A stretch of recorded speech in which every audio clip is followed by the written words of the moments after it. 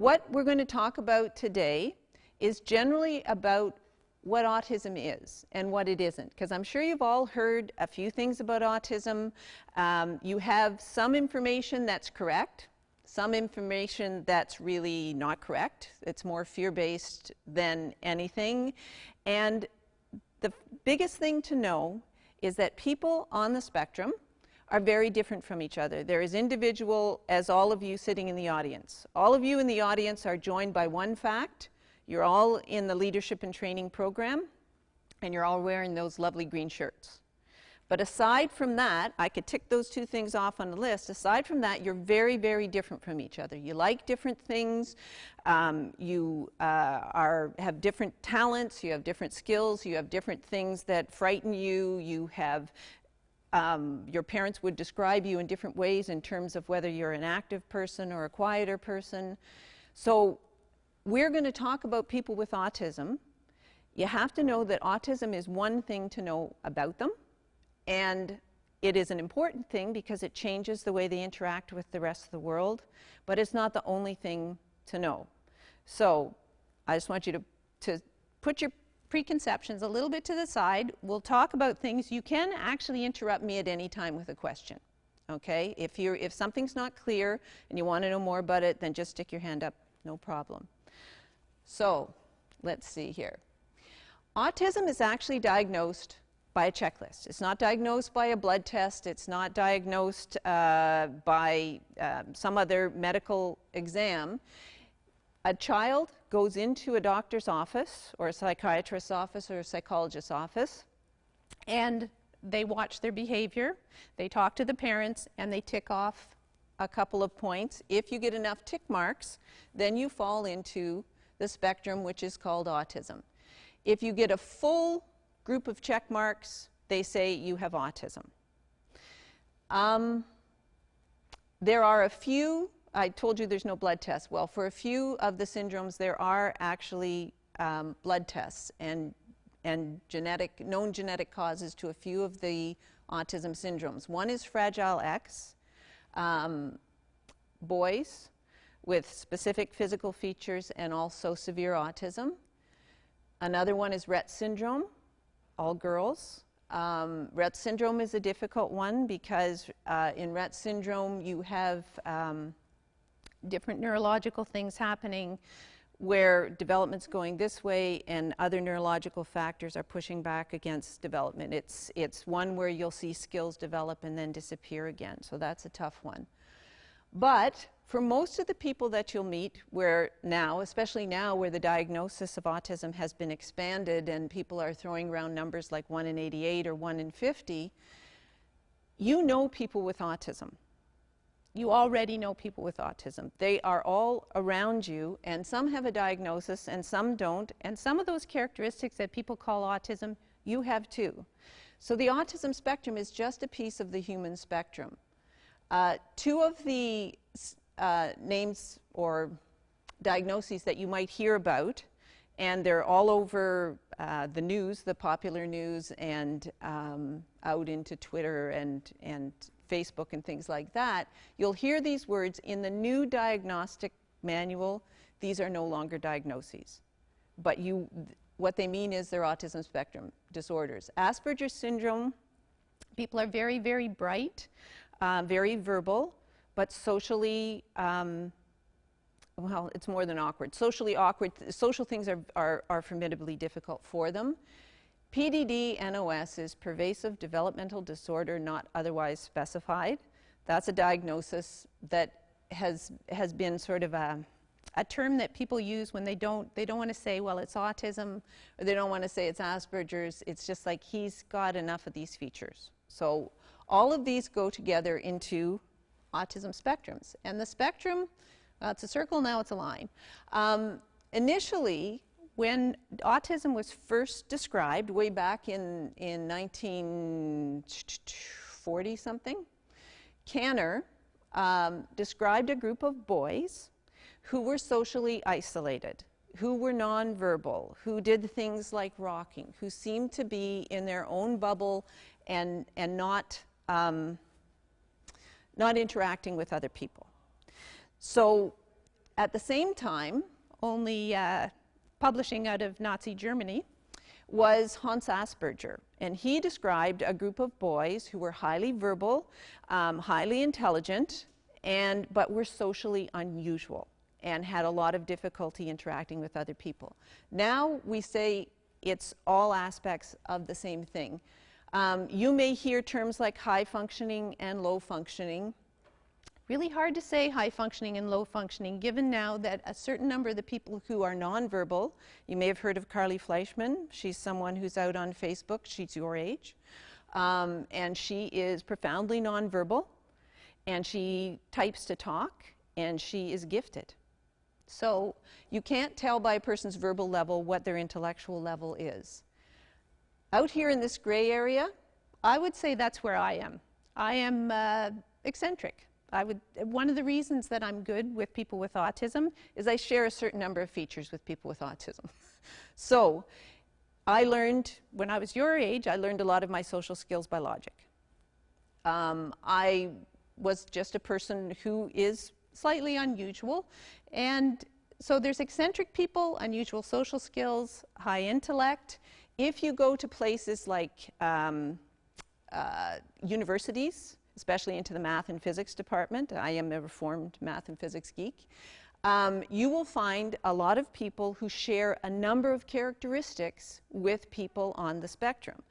So what that tells you is that these are not deviant characteristics. These are not horrible things. These are just characteristics of how people are neurologically wired, where their skills lie, where their difficulties lie. So autism, when people say a person has autism, it's a descriptor of a piece of them, an important piece, but it's not all of them.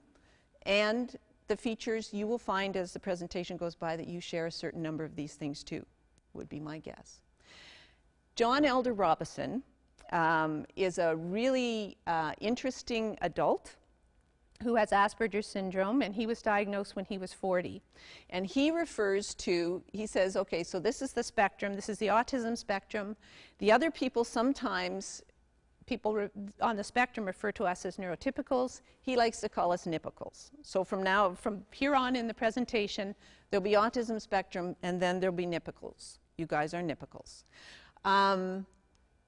It's a variety. You will, when you meet, people often say, this is almost becoming a cliche, if you've met one person on the spectrum, you've met one person on the spectrum. But it is very true, because they are very, very different from each other, as different as you guys are.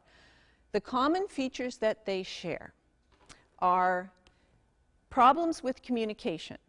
Now, you guys are all doing really well just listening to this as it goes along. If you're struggling, I can't see it, and some of you may be, and maybe you're just quietly struggling. But generally, it's not hard for you to sit here and to listen and to take in and to think about what's coming to you in verbal language. If I were to switch to a language which you didn't know as well, or I didn't know as well, if I knew it well and you didn't, you would find suddenly that the presentation had really sped up. And you would be frantic to try to pick up all of the pieces. For people on the autism spectrum, that's a huge challenge, the auditory processing. So people with good language skills, they can understand in a quiet place or when things are going slowly. Suddenly, when you get them out into the hubbub, especially of a camp or something like that, all of a sudden they act like they're deaf. They don't know what you said, or you think, I told him this and he's doing this. So that's an auditory processing problem, which is a language problem. Worse than that, though, are the social problems. In terms of, I say worse than that, it's worse than that if you're out in a group. When you're by yourself in your room, autism is not generally a problem.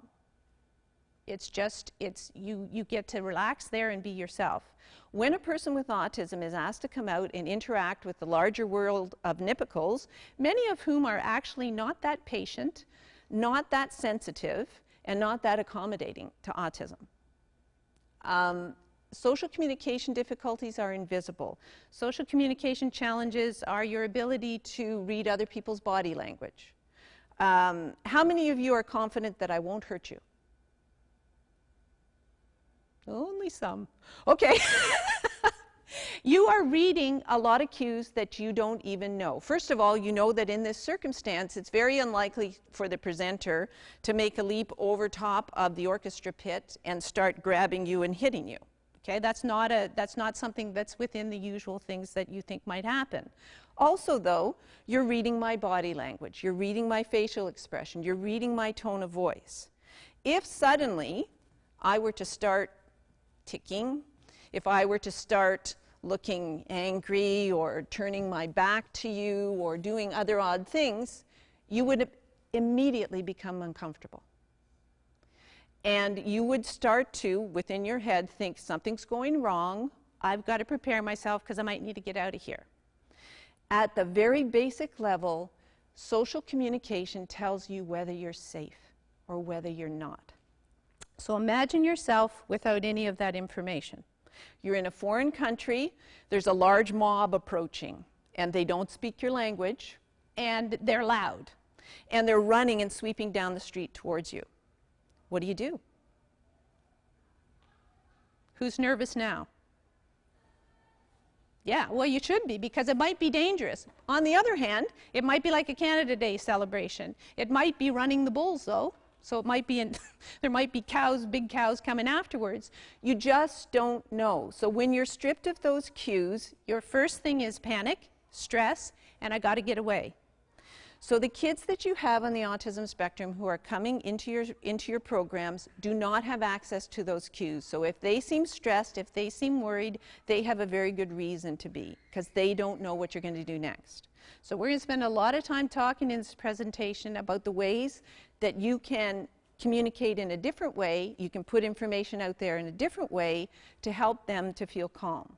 The way they're coming at the world is not wrong. It is just particular to them. That's how they're neurologically wired.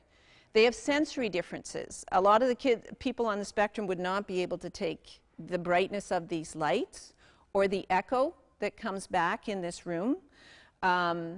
There's a sound, there's a buzz from the projector.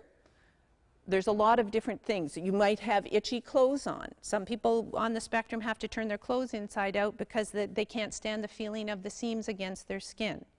It's a neurological difference. And you get different kinds of behavior, which is something that people may have spoken to you about. So you may see, for instance, you may see people doing things like this, okay? Doing flicks, or doing flaps, or doing other kinds of sometimes movement patterns that are just stereotype movement. And you'll say, that's odd. Why is that happening?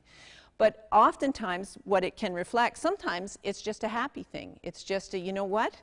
I feel happy, I feel great, and this is how I'm showing it. Where another kid might go, yay, that's great. This is happy. Ooh, that's exciting, that's great.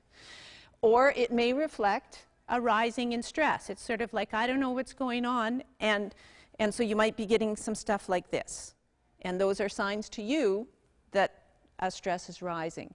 So the patterns, the behavior patterns, they may seem unusual when you first see them, but they are just really just an overrun of neurology and a different way of doing things. If you have a 5-year-old kid in your program who goes, yay, I love sand, then you say, oh, that kid loves sand.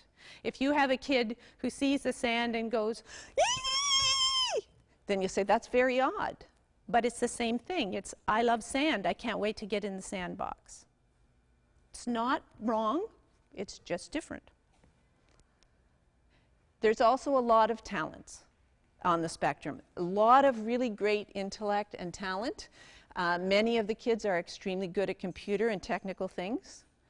A lot of the kids, I have kids on my caseload that I have known since they were 2 and 3. Now they're at university and they are excelling. They're at the top of their programs in things like science and math.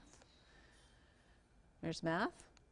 I have kids that I've worked with who are amazing artists. You'll see some of their art here today of some of the kids, which is good. There's also writing. Some of the kids and adults are excellent writers. What they can't easily say, they can write. And many, many talented musicians. So what you're looking at is you're looking at a group of people with high intellect, some unusual things in terms of dealing with the large and loud and group-oriented social world, and just many, many wonderful talents. And what I want you to do, I think, is when you look at people on the spectrum, I want you to see what they are instead of what they're not. So many programs lead with a deficit first. Say, you can't do this, you can't do this, you can't do this, you can't do this. Isn't that weird? I want you to look at the kids instead in a flip way. Say, he can do this, he can do this, he can do this, he can do this. So let's change things over that way. The kids are not wrong. They are just themselves. They are unusual in some ways. They're interesting. They're fabulous people. You'll like them. I guarantee it. Oh, and athletes. My friend, actually, if you want to see a really great athlete with autism who's in this area, Tommy DeBrise, he has a YouTube channel and he has a Facebook page, and he's a lovely guy, and he runs like the wind. He is a really, really talented runner. He's been active since he was a little boy, which was the point when I met him. And but his family has helped him turn that high activity into a skill. He runs really well. He does canoe kayak. He rock climbs. He does all kinds of things, and he does them all very, very well. High skills. Now, this picture shows what my friend Adam is 22 now, I guess, 22 or 23. And he is not very verbal. If you spoke to him, he might be able to give you some language back, but not a lot. It's not his best tool. But he has learned over the years, he has developed drawing as communication. And he is a very, very bright person who can put things out in a picture that help you to understand what it's like inside his head. A little while ago, a couple of months ago, his sister, his older sister, took him out on an outing, she and her boyfriend. They went to McDonald's, which is one of his favorite places to go. He loves McDonald's. When they got in there, his sister knew immediately there was going to be a problem because the place was full of little kids. Too many little kids. When Adam drew this, it took him actually about an hour and a half to draw all those little kids. Because they all, if you look at them, they all have different features and different details on them and things like that. It was terrifying for him. All of his life, he's had trouble with the babies. I think it's because they're down here. He can't read them even as well as he reads other people. They do unpredictable things. They're very, very loud. They're terrifying. So when he got to McDonald's and found that the place was all full of terrifying little children, what he did was he wanted to stay there, and his sister knew what the problem was because she knew him very well, and so she knew he wanted to stay there, so they made it work. They made it work, and the sister and the boyfriend tag teamed to get the food from the counter and everything like that, and Adam had his iPad, and they kept him, he kept calm, he kept himself calm, and he tolerated all the little kids.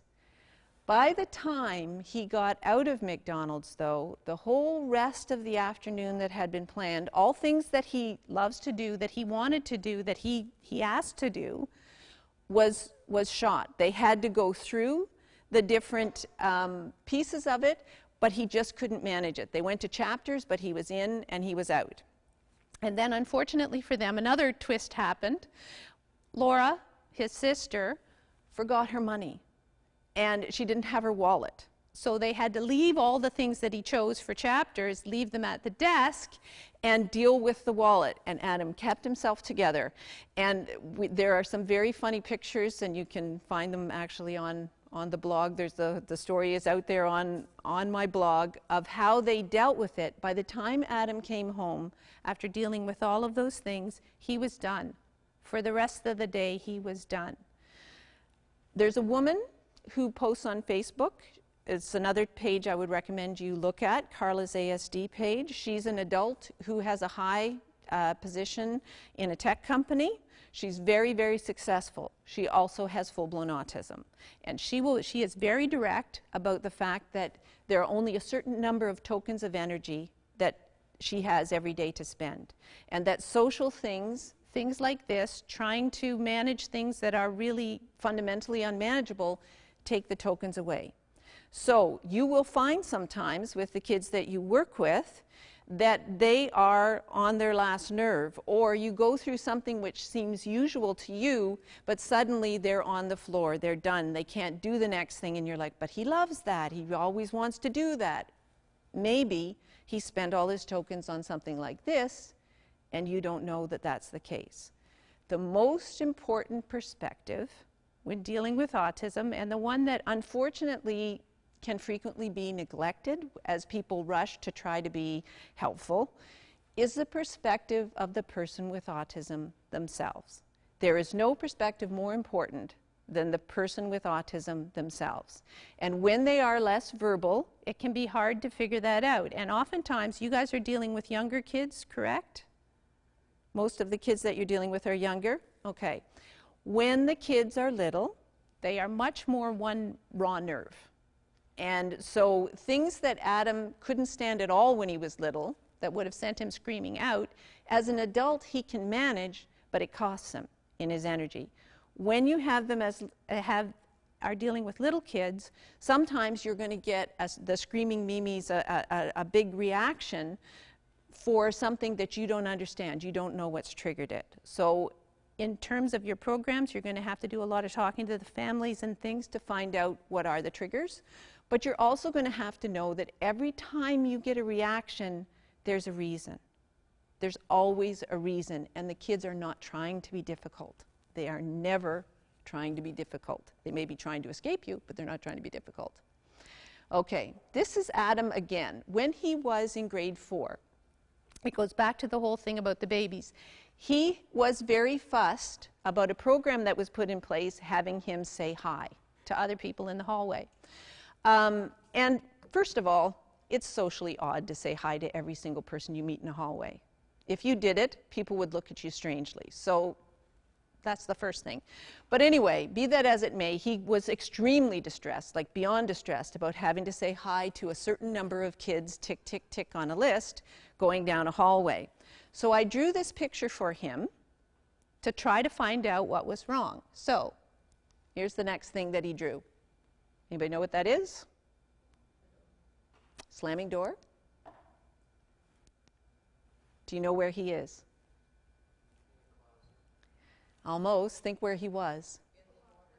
He's in the locker. He's looking out at that hideous smiling girl through the slats in the locker. That scary, scary girl. Look at his face. Is there anything unclear about that facial expression? No. It is terrifying to him. It is terrifying to him. This is not good for him. She's gone. He's fine. So at that point in time, we couldn't figure out all of the reasons why it was so scary for him, but it was clear that it was. So that program, out. All right? When you know this information, if you had another kid come to you in camp and say, you know what, I just am really, really scared of those big red pool noodles. They look like blood to me. I saw a vampire movie and those red pool noodles look like blood. I can't see them. I don't want to look at them. Then would you make the kid go out and look at 5 red pool noodles a day? I hope not. It would be crazy because it doesn't matter. Looking at red pool noodles is not an essential life skill. But oftentimes when people on the spectrum show fear, very reasonable fear of different things, we devise programs that say, well, you know what, he's just got to get used to that because those things are in the world.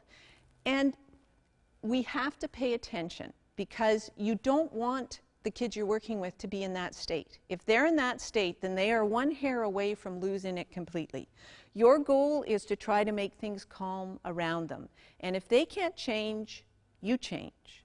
So let's take a look here. All right. So you've got to accommodate them. You accommodate, and then you try to figure out why. let's talk about actually this whole next part is how it is that you can actually go after some of the usual suspects, the things that are often wrong when kids are upset if they have autism. One of the things is sensory sensitivity. Light, smells, sound, textures, movement, touch can all be really, really, really strong for a person on the spectrum. Temple Grandin talks about the fact that she has to always have her underwear turned inside out, because if she doesn't, the scratching of those seams on her skin is so overwhelming that she can't think, she can't process, she can't talk, she can't do a lot of things because all she can feel are those seams on her.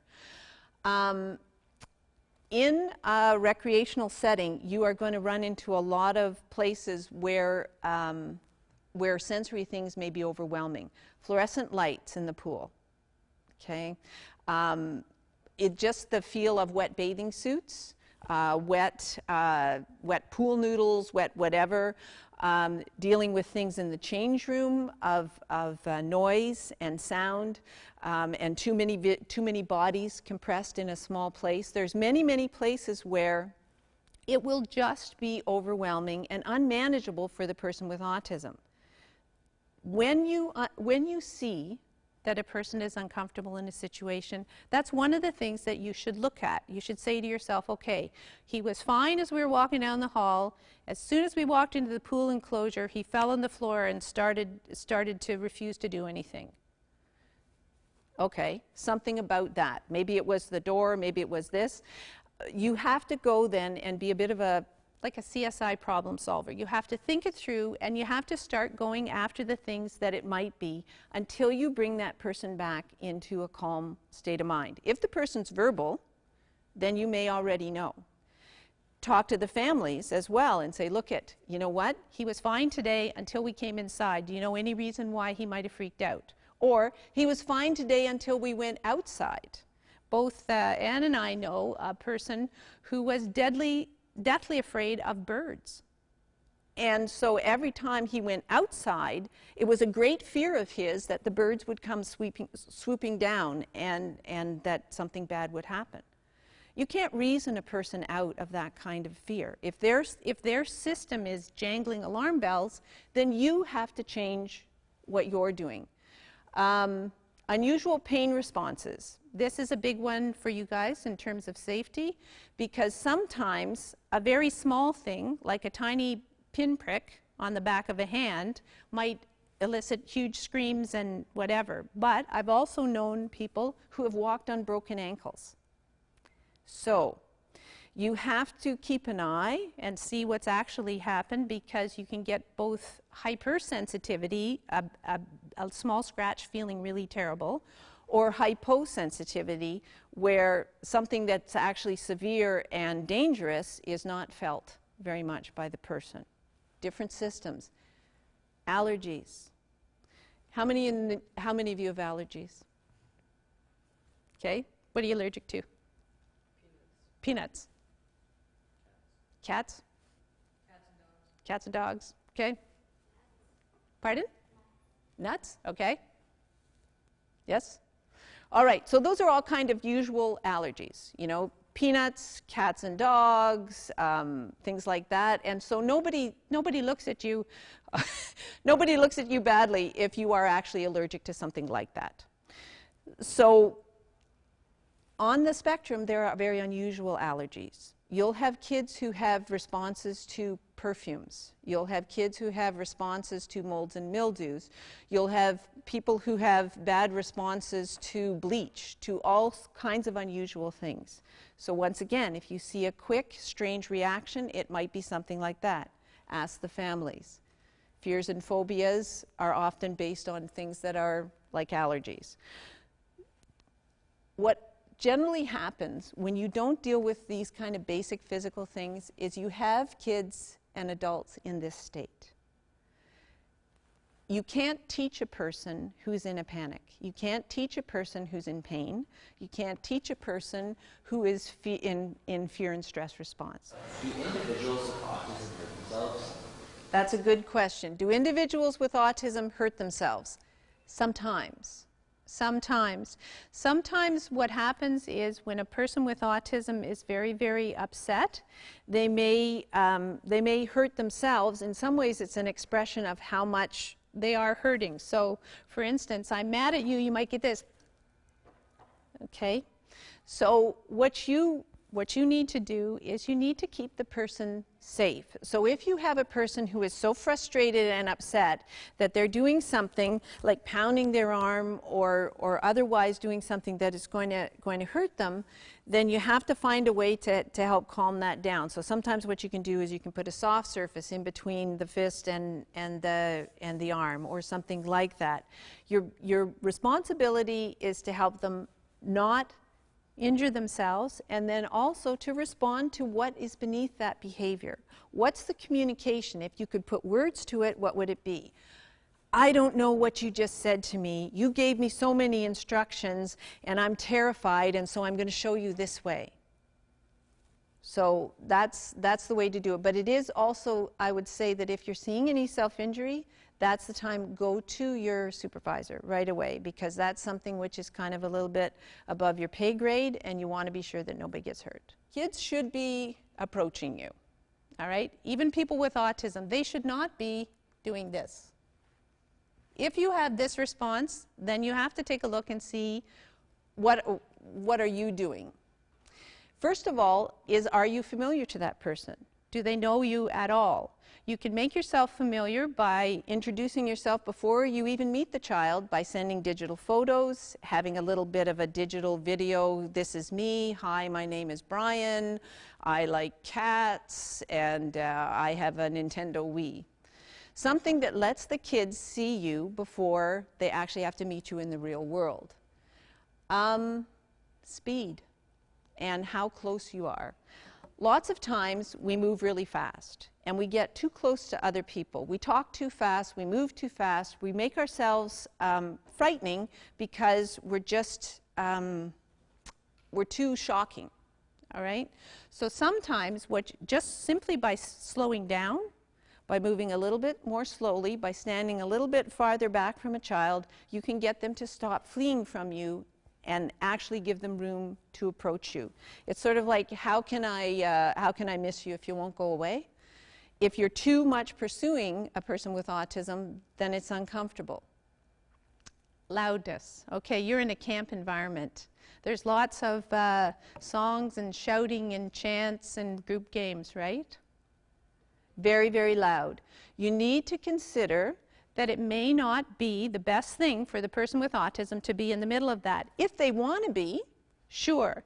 But if you notice every time that happens, they're heading the other way, you have to pay attention to that, and you don't make them stay in a place that they can't manage.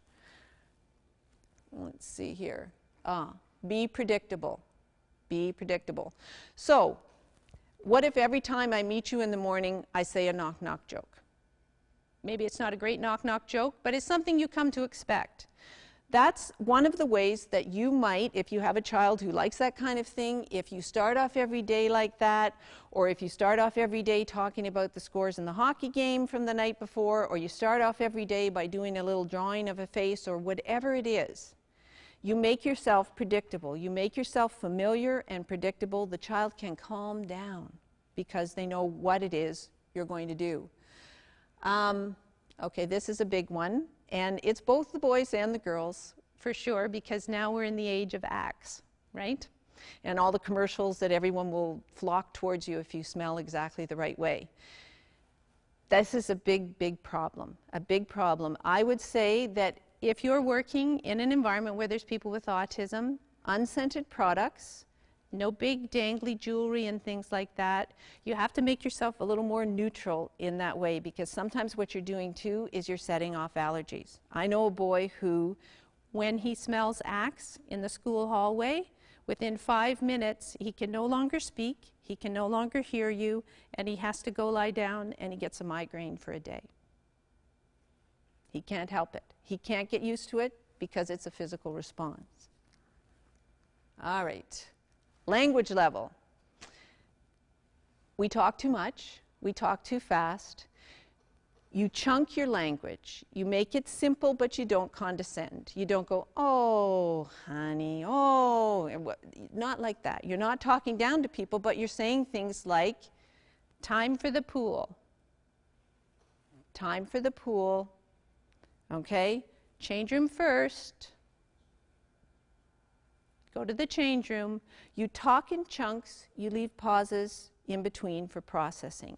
You give kids a chance to hear the language, understanding that it's like you if someone's giving directions in a language that you kind of know but you don't really know. One more thing here, I think. Okay. We're going to go through some of these in more detail in the other slides, but here's the most important thing. Kids on the spectrum, adults on the spectrum, have as much as they have difficulty with social things, they know if you like them. They know it. They know who likes them, they know who doesn't.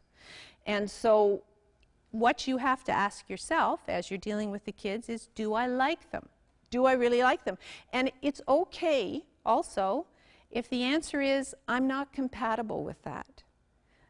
But following that is, don't inflict yourself upon them either. So you have to find a way to see what's great about those people that you're working with. What's great, just like with any kid who you're working with in any camp group, you have to actually like them, because if you don't like them, you're not going to be that effective with them. All right. This is a picture drawn by my friend Brett, who is now actually he's becoming he's a video game guy, and he's learning how to he's in the video game program at Algonquin. He's an excellent artist. He's very, very descriptive in his drawings. He's verbal. So this was a girl who sat beside him in school who would not shut up. She never shut up. She talked on and on about nothing. I'm sure you all know people like this. And so then I was, you know, on the weekend, and so we were all going out. Did you go out on the weekend? We went out on the weekend. We went out. Did you see that movie? You know that movie, that Terminator?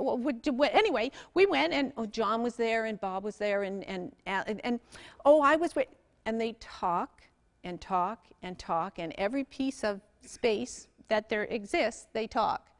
So this was Brett, who just wished that there was a zipper on her mouth. He did not do this to her. He didn't touch her. He didn't even yell at her. But he was totally unhinged by her.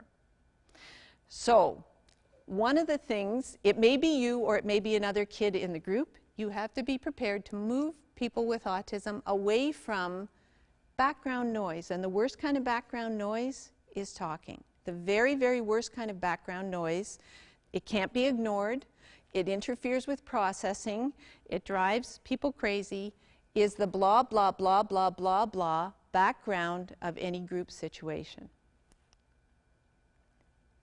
This is what Brett actually did following that picture. So here's this picture, blah, blah, blah.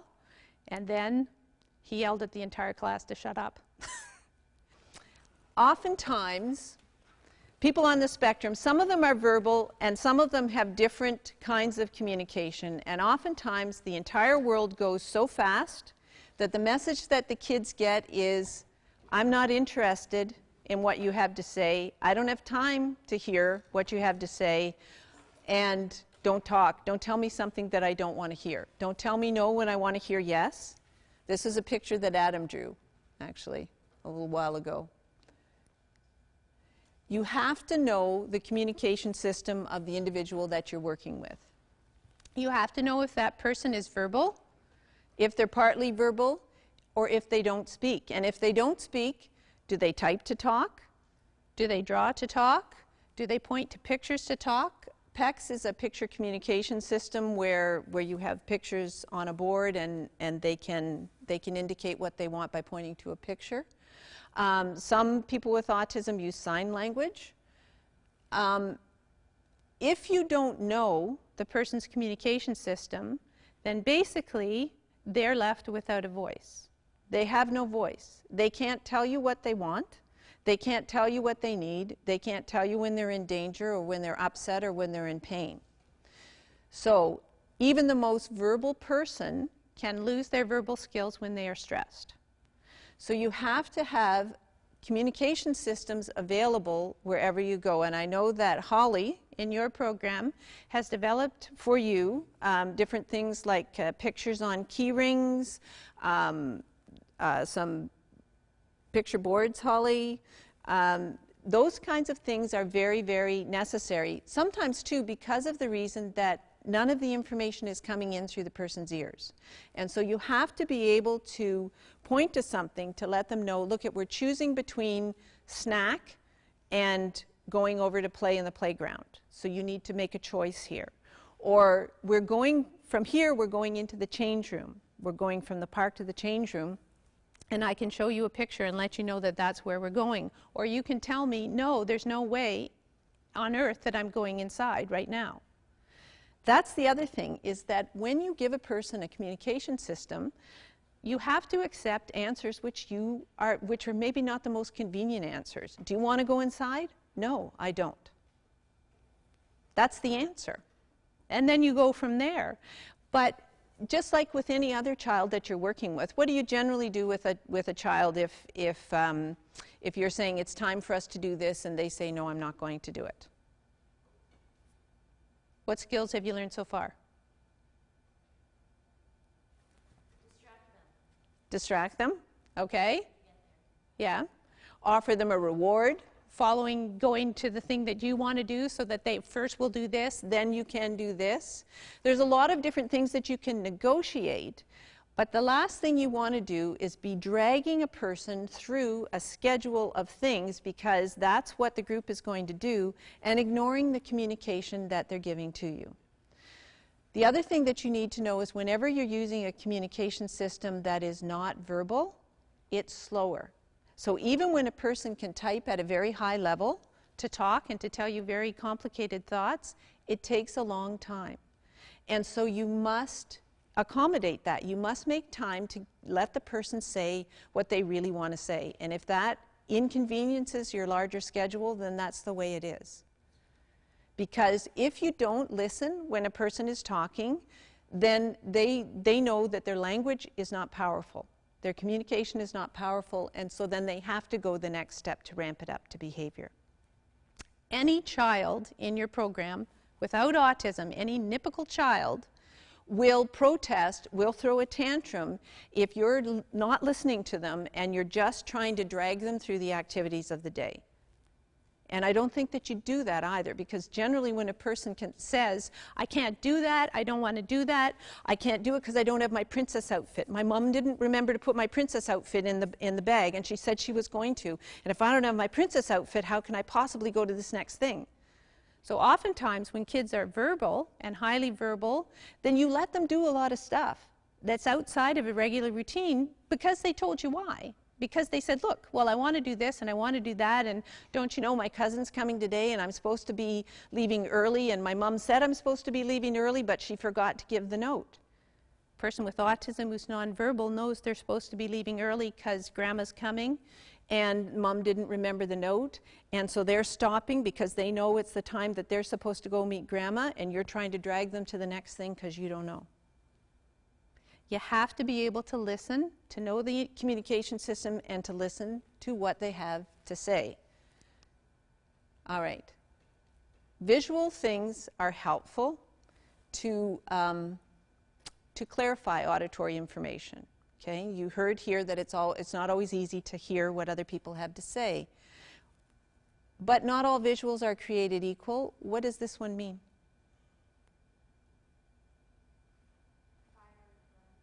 Fire, run. Okay. Fire what? Fire, no running. Fire, run, fire, no running. Any other guesses? It's not particularly clear. It might mean, if you set yourself on fire, do not run. Things like this is actually from an emergency response website. Not every visual that you make, just because you have a picture doesn't mean that you've made it clear to the person you're talking to. So the clarity of your visual information you'll see it in the results. If the visual works, if the person seems to understand what's going on, then the visual's good. If it's not, don't love your visual, change it up. It's very, very easy now in the age of digital phones and well, especially your phone, because your phone, how many people have their phone with them right now? Of course you do. Everybody's got a phone. Everybody's got a phone. How many people's phones take pictures? Okay, video? Yep, okay. So it's very, very easy now to make visuals, and don't mess around with visuals that don't make sense. Just because it's been given to you and says that everybody thinks that this means this, the child that you're working with may not understand it at all. So here's ways that you can use good visuals. Social stories. How many people have heard of the concept of social stories? It's a big thing in autism, but people tend to use them not always in the best way. A good social story increases the predictability, increases the person's information about what's going to happen and what's going to happen next. Typically developing kids, Nipicals, know this because they ask questions. If their mom says, we're going to Dovercourt, they say, why are we going to Dovercourt? And mom says, we're going swimming. Well, if I'm going swimming, I only want to bring my green bathing suit. Can I have my green bathing suit if I'm going to Dovercourt? Yes, you can have your green bathing suit if you're going to Dovercourt. Is it going to be Louise? Who's my teacher today? Well, I don't know. It might be Louise, it might be Tracy. I'm only going if it's Louise. Okay, well, we'll ask when we get to the desk. Is that all right? Yes, that's all right. So they check out all the details verbally, back and forth with you. Typical kids do not go any place where they don't know what's going to happen, because it feels dangerous. It doesn't feel comfortable. So social stories are a way to make the unpredictable predictable. So here, this is a social story about a kid who's going to school or going to swimming lessons. First, I'm going to walk to swimming with mom. I'm going to hang up my backpack and my coat. When I get to the locker room, I'll change into my swimsuit. Okay, that takes them through all that sequence of events. They're comfortable, they know what's happening. You show it to them ahead of time, they can ask questions. You take down the fear factor. So that's one use of social stories, is just making a normal schedule clear. Now that you're in the age of video and digital photos, you have so many, many, many benefits. You can do this so easily, so much better. Before you take a child to camp, do a video walkthrough of where they're going to go. If you have a child who's afraid to go into the change room, then you walk through the change room and you give a narration. Okay, here we are at the door of the change room. Now we're going in. I'm walking right over to where your hook is. See, look, it's got your name on it. There's your name. There's Bob's hook. You're going to put your coat here and then you put it in. You're going to put your bag, you put it in. You walk them through the whole sequence. You send that video home before that person ever comes into your environment. That can be watched and watched. Questions can be asked. There can be a comfort level. Meeting new staff. Video walkthroughs, very, very good. Online videos of similar activities. If you use, Google is your friend. Okay, Google and YouTube. If you go on YouTube and you Google and you put in swimming lessons, or even a specific skill that you're going to teach in a swimming lesson, there's lots and lots of short clips that already show how that's going to go and what the instructor will do and what the child will do or the adult will do. So those are things that you can do to take down the panic. Personal photos. You can take pictures of the environment, you can take pictures of the person themselves in the environment, make it into a book, make a story, get them comfortable so that there's fewer and fewer unknowns, no surprises. You can look at it at a safe distance when you're not in the middle of the chlorine and the fluorescent lights and the many, many hundreds of other kids. You can make it clear what's going on. Here's a visual schedule. Very, very easy to do. Warm up, tick. Flutterboard, tick. Jellyfish float, tick.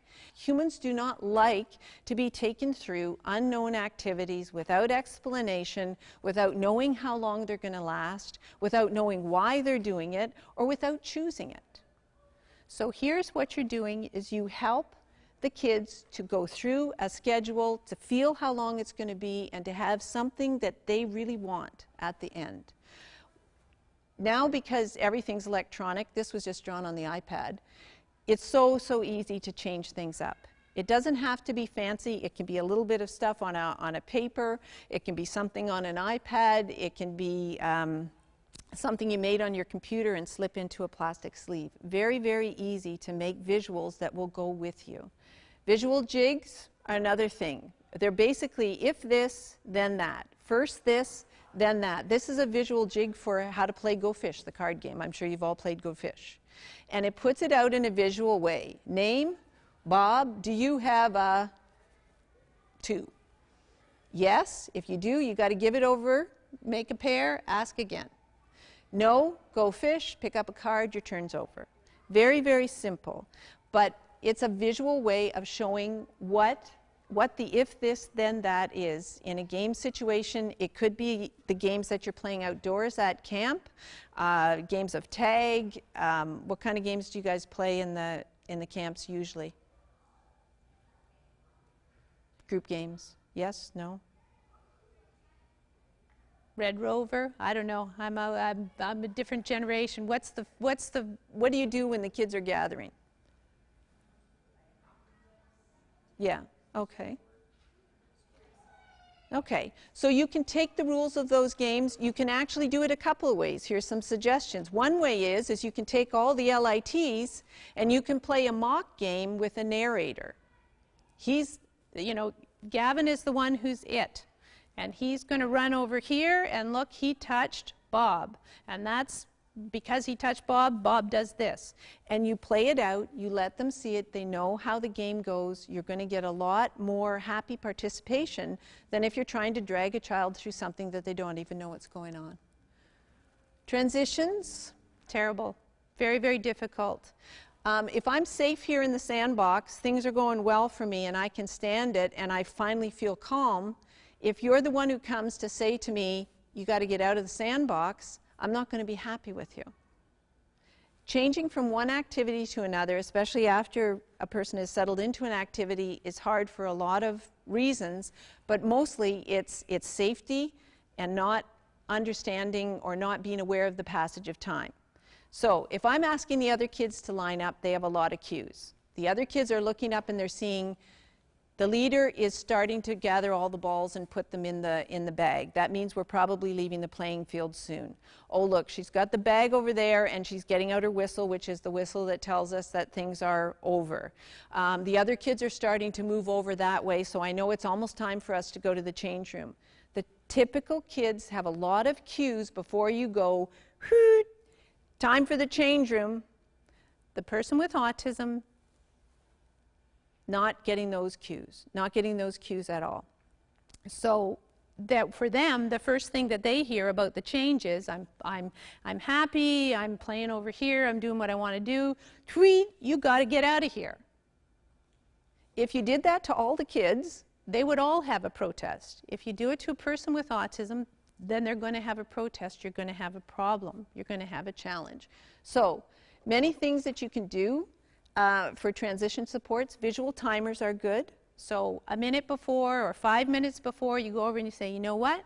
In 5 minutes, we're going to the change room. I'm going to put the timer right here. In 5 minutes, we're going to go, and we're going to go to the change room. And there's a picture of the change room. That's the next thing. The next thing is the change room. Then at 3 minutes, you go over, remember, 3 minutes, it's going to be the change room. We're going to get our stuff. We're going to go to the change room. I'll tell you when it's 1 minute. So you have things that help the kids to see that it's going to change. You also might have a transition object. So it might not be a picture. It might be, I'm bringing over your bag with your bathing suit. You're going to need this in a minute because we're going to go to the change room. We're going to get changed. We're going to go to the pool. You know how much you like the pool. Basically, for all of your things, you're going to show more than talk. Okay? Don't talk. You're going to say, if I want someone to learn the front crawl, I am going to go into the water and I'm going to say, move your arms like this. Move them like this. I'm going to show it and I'm going to say, big arms, remember, big arms. Then I'm going to show it again. And then I'm going to have the person do it. So you talk less, you show more. How much do you tell the kids around about the person with autism? Again, if you start from a position of respect, you won't go very far wrong. Kids know when another kid is different. And if you don't give them some clear information, they'll make their own conclusions. So here's one way that a teacher that I know talked to a group of young kids about the person with autism in their class, which I thought was really good. She took them all out to the garden at the back of the school, and it was like a natural garden, and she showed them how it was that different plants grew in different environments, and how some loved the sunshine and were all full of bright color, and some liked to hide in the corners, and some, you know, liked to grow near the rocks and things, and how some were big and showy and some were quieter but soft and lovely. So she talked about that first, and then she said, you know, people are like that too. People have different personalities. Some people are quieter, some people are louder, some people like this and some people like that.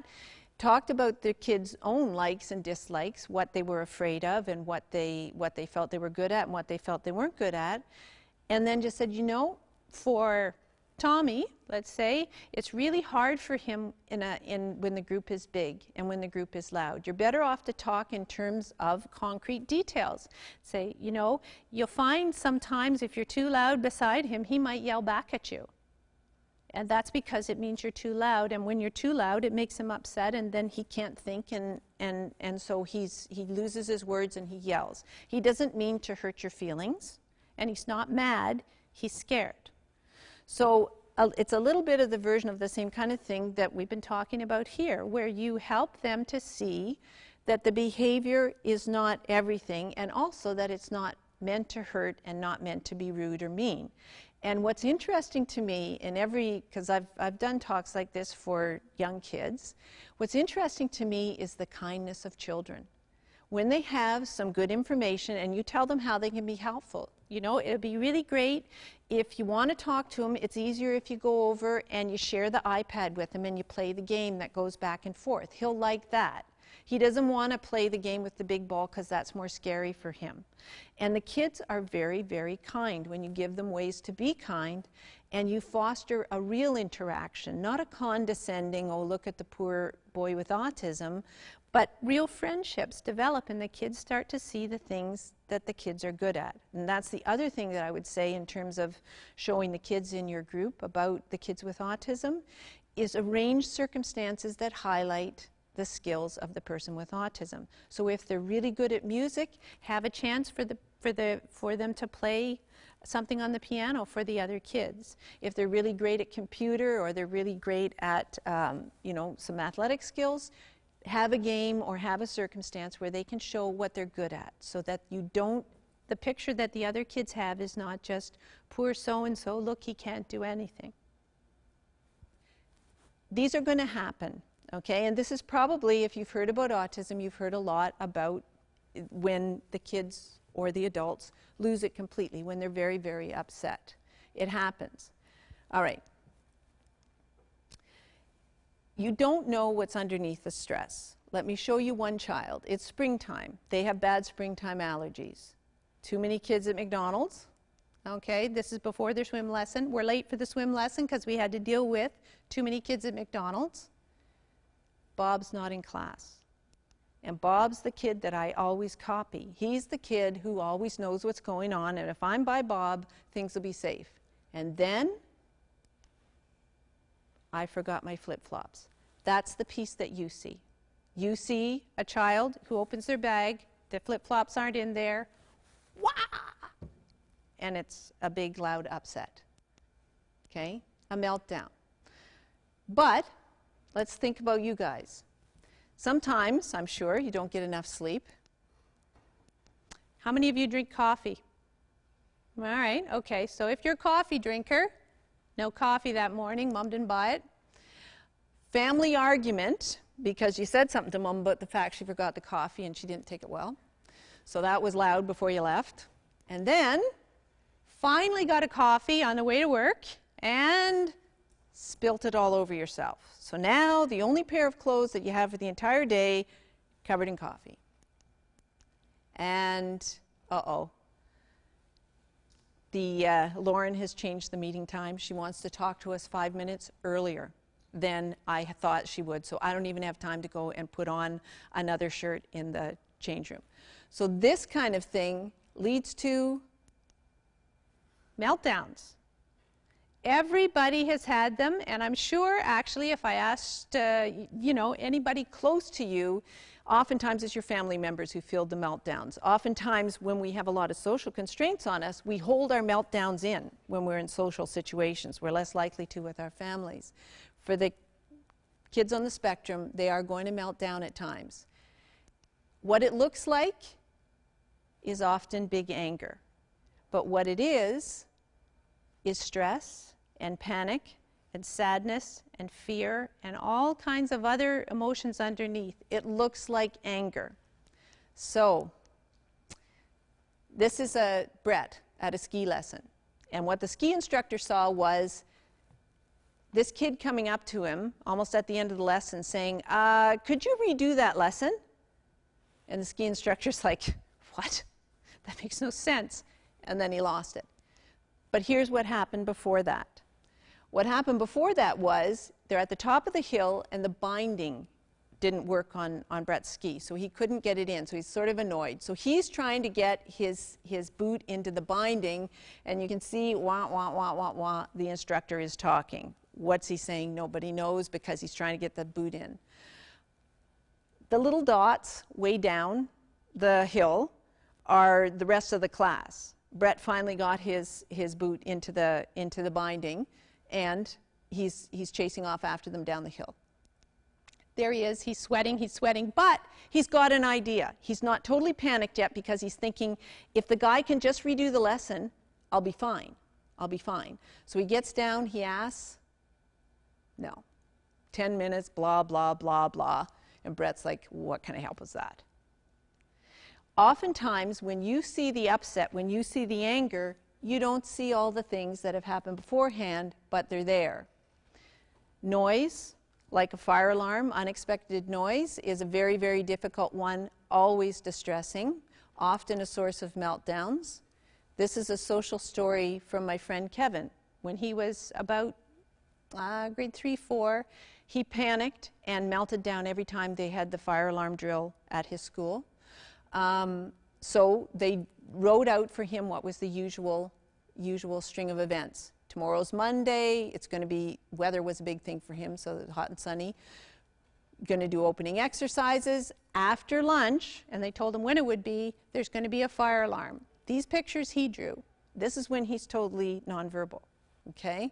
So there he is running outside with his EA. Gets outside, we're all going to line up. Great job, everybody. Go back to class. That's a thumbs up there, that little thing there. So after this story was made, he still didn't like the fire alarms, but he knew how to do them, and he knew that he would be okay, that he wasn't in danger, that he would be all right. These are the things that you do to get around meltdowns. In a meltdown situation, it's going to be overwhelming for everybody. It's going to be overwhelming for them. It's going to be overwhelming for you. It is, I will be honest with you, it can be scary because all the wheels have come off and the person has lost their ability to stay in control and to manage in that situation, and it's often very loud. You have to know that they are not choosing this. Okay, this is a meltdown. This is something that is happening to them as much as it's happening to anybody else. Unexpectedly, inadvertently, you've taken them over the edge, or the world has taken them over the edge. So this person is in a panic.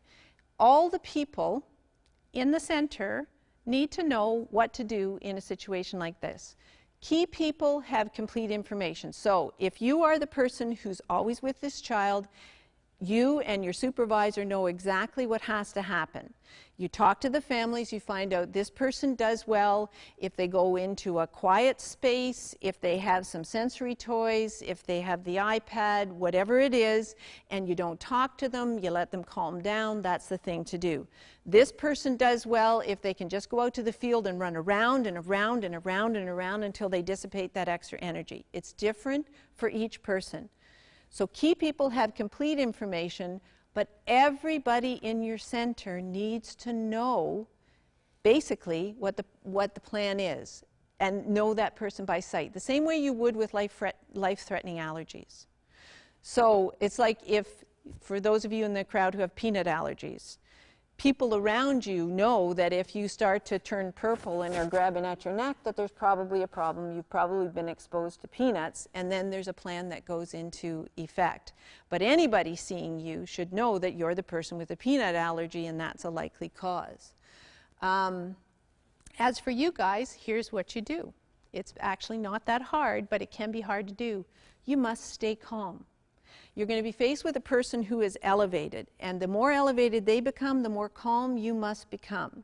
You have to have calm voice, slow actions, calm, calm, calm. But it's hard to do that, and do you know why? It's a drawback of your automatic social responses, because when someone is angry and loud in your face, immediately, without thought, automatically, you become angry. You get your fight and flight kind of response. And so they're yelling, and you feel internally like you want to yell too. Here's what you should do. Picture that the person is crying instead of yelling. It really does help. It sounds odd, but it helps. Because when you picture them crying, instead of yelling at you, instead of breaking things, instead of throwing things around, then it allows you to tap into your compassion and the kind of response you would give to a child who was crying and on the floor and very distressed, because that's what they are. They're very, very distressed. The wheels have come off. They're panicked. They're fearful. It is so horrible for them. The meltdown experience is terrible from the inside, and the person loses their usual processing ability. You have to get to a safe spot. You need multiple safe spots in your program. So you're not going to be moving a person up 2 flights of stairs and down a hallway to get to a safe spot. Wherever you are, you have safe spots. When you're out and you're on field trips, as soon as you get there, you say, okay, if there's a problem, that looks like a good safe spot over there, or that looks like a good safe spot. If you cannot move the person to a safe spot, clear everybody else out. It's much easier to clear a room of the other kids than it is to try to drag a person who's already in full-blown upset out and move them somewhere else. The other thing is, as soon as you put your hands on somebody, the situation escalates. So don't. Restraint, now people will disagree, but I will say, in my years of experience, restraint it's a very last resort thing. It's not something that you want as part of a regular program. People should not be restraining other people. What it does is it increases the person's sense that this is really dangerous, that you're an enemy, and that it's a problem. So what I would say is stand back, clear the room, make a safe spot, do social stories ahead of time so that the person knows they're not in timeout. You do social stories, you say, you know what, sometimes you might feel upset. If you feel upset, this is what's going to happen, to help you calm down. So there's always a flight risk. Always, always, always a flight risk. Kids who have not left the building before can leave. And that is almost it's your worst case outcome, actually, because you can lose a kid. Brett, who drew some of those pictures before, when he was in really young grade, he was really little, just maybe about this tall. He got upset because no one was listening to him and things were going out of control, and a person didn't respond as he expected them to, so he turned around, he walked out of the room, and he walked out of the building, and he crossed at least 3 major arterial roads. The fact that he wasn't run over and killed is just a miracle, because he was not very big, he was not very visible, and he got himself all the way to his house before they found him. So these are the things where you need to know that what you're trying to do is you're trying to de-escalate the situation, and that the person themselves are beyond, they're beyond a thinking spot at that point in time. Be very calm yourself. It doesn't help if everybody gets wound up, and if you have a plan, it's easy to stay calm, actually. Following the meltdown, you must figure out what happened, and the most important thing is the perspective of the person with autism. It doesn't really matter. Your information about what happened beforehand and after and whatever is helpful, but it's much more helpful to know what the person with autism thought was happening. So, and sometimes you might solve a problem by accident. Okay, if the solution works, it can't be wrong, but it might not be working for the reason you think that it is. So, here's a situation from a gym class, so similar to the kinds of things you guys do. Gym was a terrible time for Brett. He really didn't like gym class in general. It was loud, it was activities he didn't like, and oftentimes they had to go run around outside, and he didn't like the sunshine and whatever. Anyway, this is basketball, which he does not like. The teacher is saying, all right, I'll sign your team color, red, blue, red, blue, red, blue. Brett says, I don't think I'm ready, and I don't want to play against red, because red's his favorite color, and he's just been assigned to the blue team. So he says to his teacher, I don't want to play.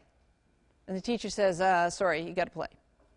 So the next thing that happens is he leaves. Okay, this time he didn't leave the entire building, but he left, and he went into an adjacent gym and sat down. And he's thinking, basketball sucks. I don't want to play against red.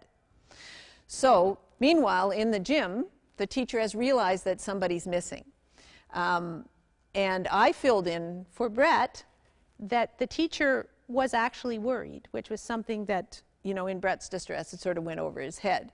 Anyway, they put over the announcements, would you come to the office? So the teacher, meanwhile, finds him in the adjacent gym and makes a guess, because the teacher, you know what? The teacher's a nice guy, very kind, and understood Brett pretty well, and he knew that he didn't really like gym. So he makes a guess, and he says, I know you're not so good at basketball, so I'm going to adjust the skill levels, and everybody with the same skill level will play against each other, so you're not going to be overwhelmed.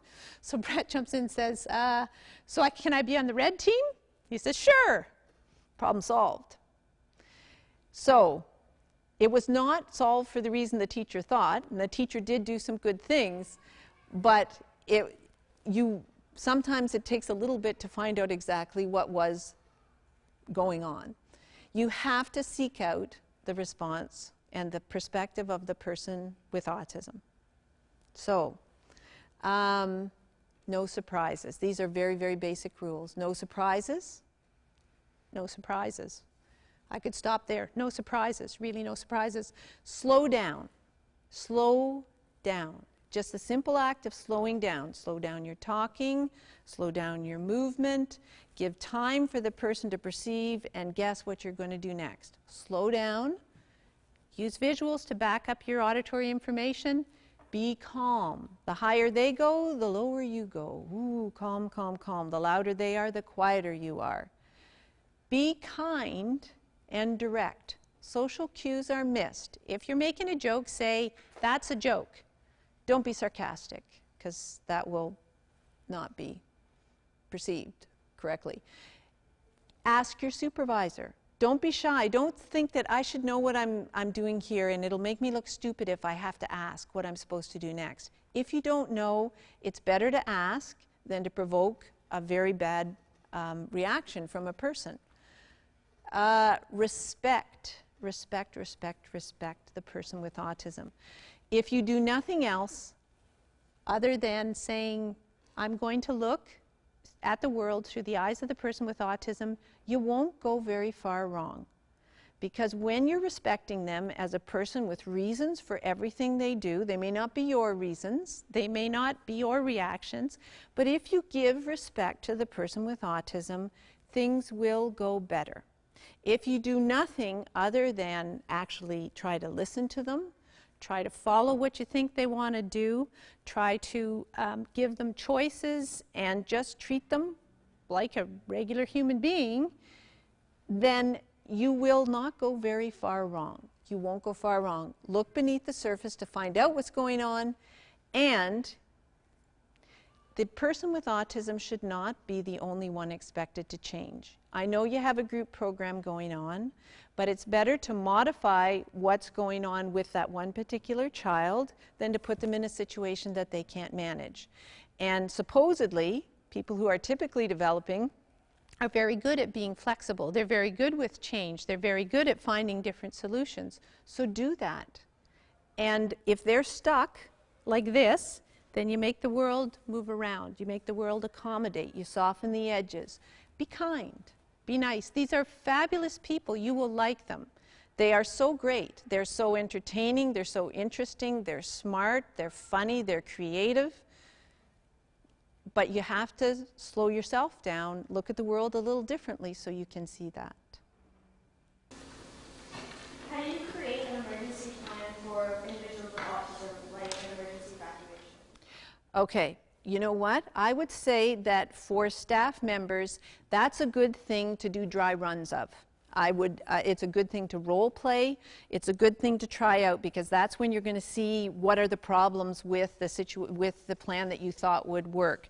So if you're going to take your leaders in training and train them for an emergency situation, both when you're trying to move a person or when you find you can't move a person and you have to clear the area, then designate a person to play the person with autism, to have the meltdown, and then see what happens. How can you safely and quickly evacuate an area? Is the safety plan for the person themselves to prevent themselves from accidentally hurting themselves, is that sufficient? So I would say that I would do dry runs of that the same way that you would do in terms of fire, or the way you practice child missing in the water, where everybody links the arms and goes, and if you're out at a pond. And have you done these things where you do the dry run of how you would search for a child in dark water and things like that? Really best to do them where you try them out, and then the plan should be written out, and you should be prepared to change the plan as you try it out in real life, and you'll see sometimes the limitations.